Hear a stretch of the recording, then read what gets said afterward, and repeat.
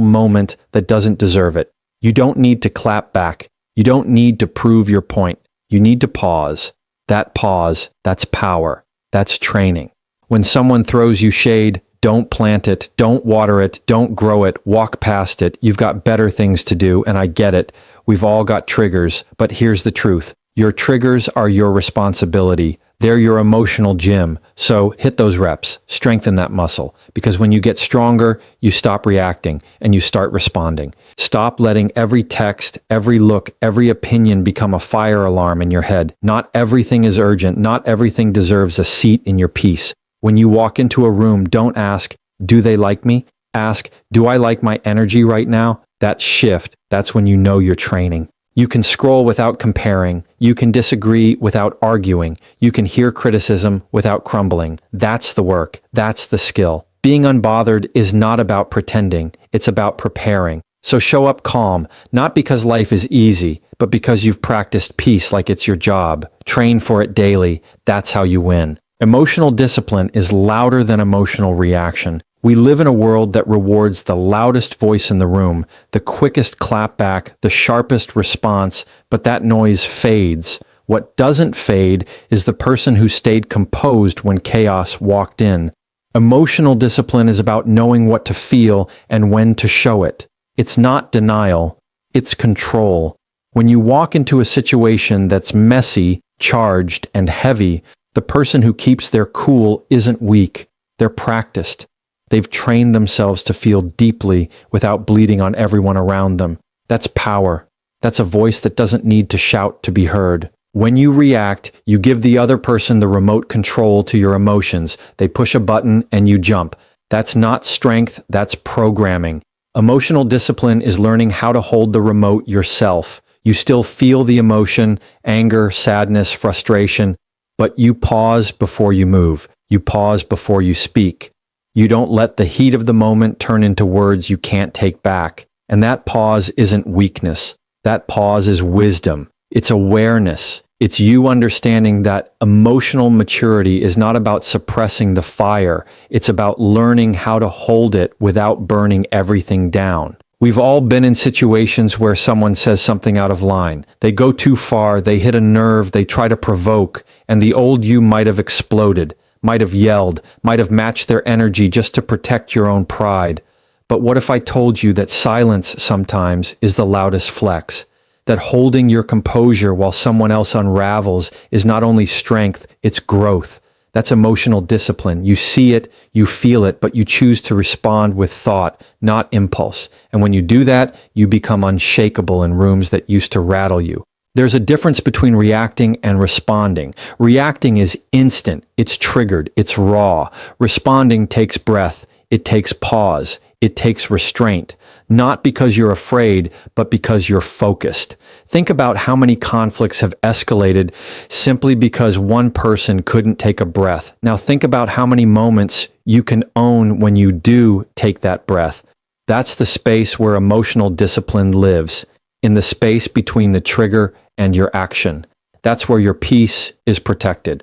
That's where your energy is filtered. That's where your growth is visible, not to prove anything to others, but to prove everything to yourself. People will test you, that's a guarantee. Life will test you, that's a promise. And the goal isn't to avoid the test. The goal is to stop failing it.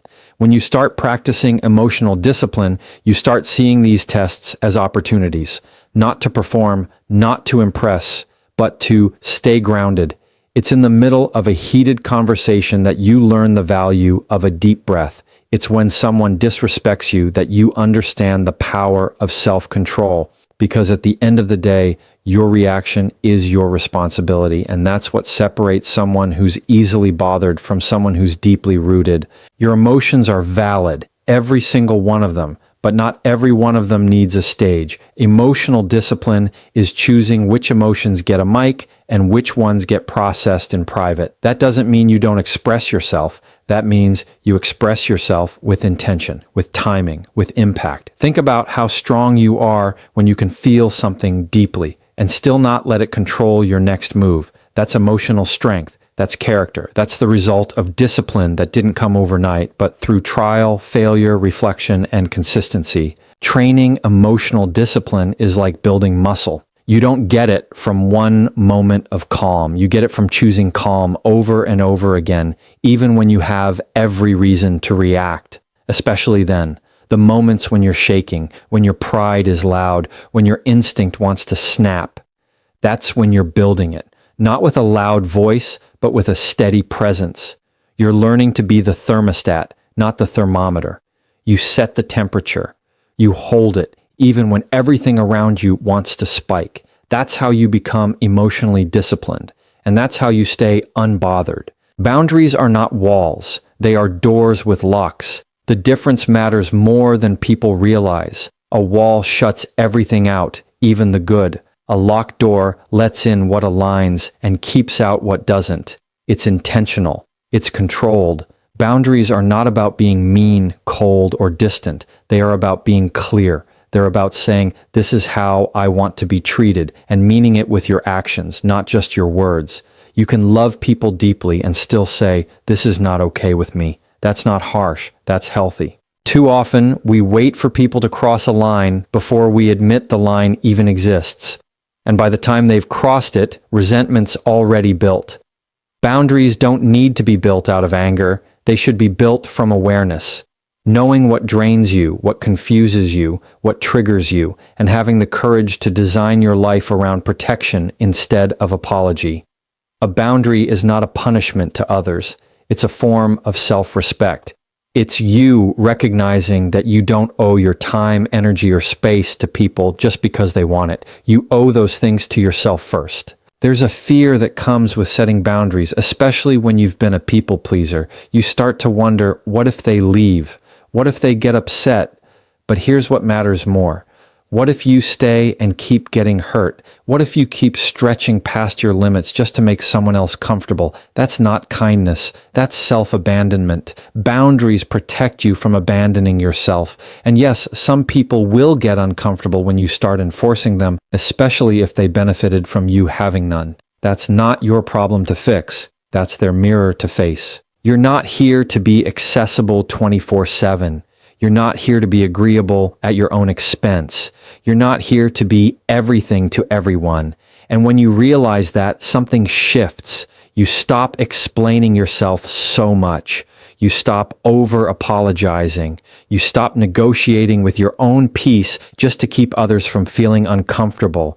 Boundaries bring freedom. They make your yes mean something because your no has weight. They bring clarity to your relationships, to your habits, to your mind. They're not rigid rules. They're flexible filters. They're how you stay aligned with who you're becoming. It's not always about cutting people off. Sometimes it's about changing how close they get. You can still love someone and not answer every call. You can still care and not engage every time they try to pull you into chaos. Boundaries allow you to stay connected without being consumed. They teach others how to treat you, but more importantly, they remind you of how you deserve to be treated. That's where real self-worth shows up, not in what you allow once, but in what you consistently protect. You don't have to shout your worth, just show it by how you move. The hardest boundaries to keep are the ones with people you're close to. Family, friends, partners. Because those ties feel deeper, the pressure feels heavier. But that's where boundaries matter the most. The closer someone is to your heart, the more access they have to it, and the more responsibility you have to guard it. It's not about shutting down. It's about showing up with clarity, about saying, I love you and I also love me. When both of those can be true at the same time, that's growth, that's balance, that's where your peace gets space to breathe. There's a version of you that's more calm, more focused, more grounded, and that version has strong boundaries. That version doesn't respond out of guilt. That version doesn't live in burnout. That version doesn't over-explain every decision. You don't become that version by accident. You build it one boundary at a time. You build it by understanding that not everyone deserves a front row seat to your life. Not every invitation deserves a yes. Not every opinion deserves a reaction. Boundaries give you room to protect your energy, not just for others, but for yourself. Not everything requires a response. That truth alone will save you from arguments, anxiety, and exhaustion. Just because something was said doesn't mean it needs to be answered. Just because someone acted out doesn't mean you need to react. Silence isn't weakness. It's strategy. It's awareness. It's a reminder that you don't owe your energy to every invitation to chaos. Every situation doesn't deserve your voice. Sometimes, the most powerful thing you can do is let people sit with their own noise without pulling you into it. That's how you keep your peace from getting hijacked by someone else's storm. Every response costs you something: time, energy, focus. And the truth is, not every moment deserves that payment. When you're always responding, defending yourself, explaining yourself, proving your point, you end up drained. You turn every minor thing into a major event. You become reactive instead of reflective. But when you train yourself to pause, to breathe, to choose stillness over reaction, you shift into control. You're not ignoring reality. You're mastering it. You're learning that maturity isn't about winning the last word. It's about knowing which words are even worth speaking in the first place. Some people speak just to get a rise out of you. They don't want understanding. They want attention. They don't care about clarity. They want control. And the moment you bite, you've handed it over. You've entered a game that doesn't serve you. So instead of falling into the trap of defending every boundary, just enforce it. Instead of explaining every decision, just live it. You don't need to type out that paragraph. You don't need to chase closure in every conversation. Peace gets louder when your responses get quieter. It's not silence from fear, it's silence from confidence. You have to ask yourself in every situation, what's the goal here? Is the goal peace or is it pride? Is the goal clarity or is it control? Sometimes we respond just to feel seen or validated, but other people's validation is temporary. What lasts is knowing you chose peace over provocation. What lasts is knowing you didn't let someone else's energy become your responsibility. That restraint, that discipline is how you stay unbothered. Not because nothing affects you, but because you've learned to choose your battles with wisdom instead of impulse. One of the greatest skills you can build is letting people misunderstand you, letting them create their own narrative while you continue to walk in your truth. You don't have to correct every wrong impression. You don't have to fight every false claim. The more secure you are in who you are, the less noise you feel obligated to answer. Not every jab needs a jab back. Not every shady comment needs a clap back. Let people reveal who they are through their behavior, and you reveal who you are by how little you let it shake you. Choosing not to respond doesn't mean you don't care. It means you care enough about your peace to protect it. There's strength in knowing you could respond, but you don't need to. That's control. That's growth. That's what emotional maturity looks like. Because when you stop responding to everything, you start responding to the right things. You shift from reacting to choosing, from defending to discerning. That shift isn't loud, it's quiet. But that quiet is solid. That quiet holds weight. That quiet is where your confidence gets built, not through what you say, but through what you no longer have to. You don't have to show up to every conflict you're invited to. Some things are better left unanswered. Some conversations aren't worth continuing. Some people want you to play a part in their drama, and when you don't, you break the cycle. You become the calm in their chaos. You become the one who chooses peace, not just once, but as a way of life. That choice doesn't come from being passive.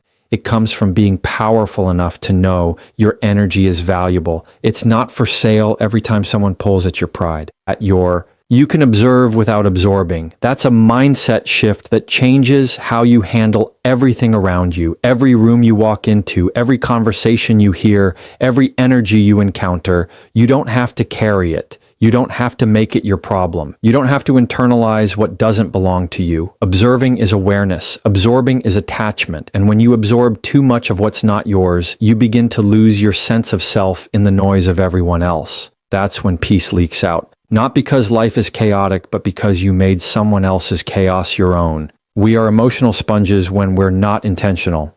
Someone's frustration becomes our stress. Someone's mood shift becomes our anxiety. And suddenly, you're carrying burdens that were never yours to hold. Just because you're empathetic doesn't mean you have to be a container for everyone's emotions. It's okay to be present without taking it personally. You can listen without reacting. You can care without overcommitting. That's not being cold. That's being conscious. It's recognizing that the weight you pick up out of habit is the same weight that keeps you from feeling light in your own life. You can witness someone's pain and still protect your peace. You can see someone's bad attitude and not make it about you. You can be aware of dysfunction without getting drawn into it.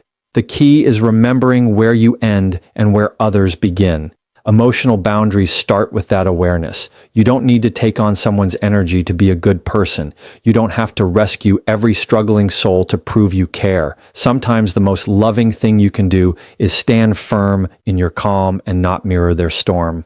There's a calm confidence that comes with not absorbing everything. When someone tries to project anger onto you, you can recognize it and let it pass. When someone tries to guilt you into something, you can see it for what it is and walk away. This isn't about being numb. It's about being rooted in who you are, rooted in what you value, rooted in knowing what's yours to carry and what needs to be left where it is. Observation gives you the power to pause. Absorption throws you into the middle of things that don't deserve your full presence. Life moves fast. People project. Energy shifts constantly. If you don't learn to observe with clarity, you'll absorb with confusion. You'll start reacting to things that have nothing to do with your purpose. You'll spend hours replaying conversations that should have lasted 5 minutes. You'll take responsibility for emotions that were never about you. That's how burnout sneaks in, not from what's on your plate,